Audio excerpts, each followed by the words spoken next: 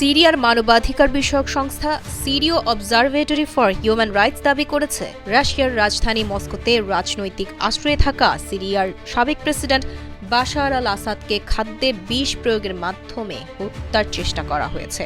সংস্থাটির দাবি, বিষক্রিয়ায় লক্ষণ দেখা দিলে আসাদকে দ্রুত হাসপাতালে ভর্তি করা হয়। বর্তমানে তিনি আশঙ্কামুক্ত এবং গত সোমবার চিকিৎসা শেষে হাসপাতাল থেকে ছাড়া পেয়েছেন। এই হত্যা চেষ্টার মাধ্যমে রুশ সরকারকে বিব্রত করা এবং ঘটনার সঙ্গে তাদের সম্পৃক্ততা প্রমাণের চেষ্টা করা হয়েছে বলেও সংস্থাটি দাবি করেছে। আসাদ গত বছরের ডিসেম্বরে আহমেদ আল সারার নেতৃত্বাধীন সামরিক অভ্যুত্থানের মাধ্যমে ক্ষমতাচ্যুত হন। এরপর তিনি রাশিয়ার রাজধানী মস্কোতে পালিয়ে যান এবং সেখানে রাজনৈতিক আশ্রয় নেন। অভ্যুত্থানের পর ৮ ডিসেম্বর থেকে তিনি প্রেসিডেন্ট ভ্লাদিমির পুতিনের প্রত্যক্ষ নিরাপত্তা ব্যবস্থার অধীনে আছেন। সংস্থাটি জানিয়েছে, আসাদ হাসপাতালে ভর্তি থাকাকালীন তার ভাই মাহের আসাদকে দেখা করার অনুমতি দেওয়া হয়েছিল।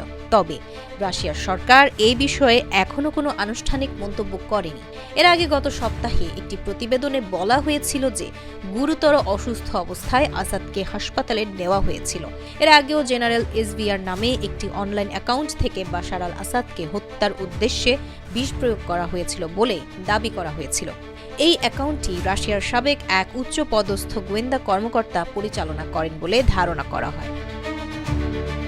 এদিকে সিরিয়ার নতুন সরকার এরই মধ্যে মস্কোর কাছে আসাদকে ফেরত চেয়েছে, কিন্তু রাশিয়া সেই অনুরোধ প্রত্যাখ্যান করেছে। ৬০ বছর বয়সী এই সাবেক প্রেসিডেন্টকে রাজনৈতিক আশ্রয় নেওয়ার পর থেকে আর প্রকাশ্যে দেখা যায়নি। ধারণা করা হচ্ছে তিনি রুশ গোয়েন্দা সংস্থার কঠোর নজরদারির মধ্যে অবস্থান করেছেন।